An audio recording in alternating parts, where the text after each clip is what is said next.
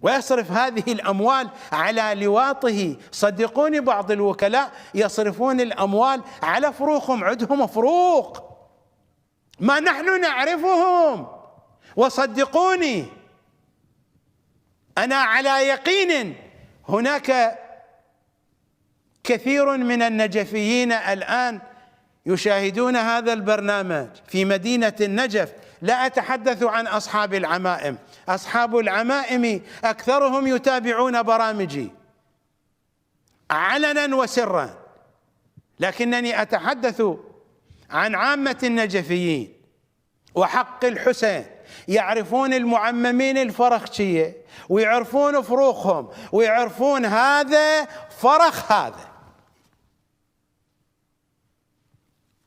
أنا لا أريد أن أتحدث عن هذه الجهة الآن، أتركها لوقتها إذا كانت هناك ضرورة.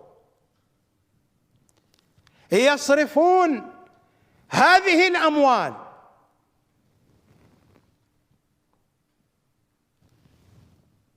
على الغلمان الذين يلوطون فيه، وعلى الحكاية طويلة.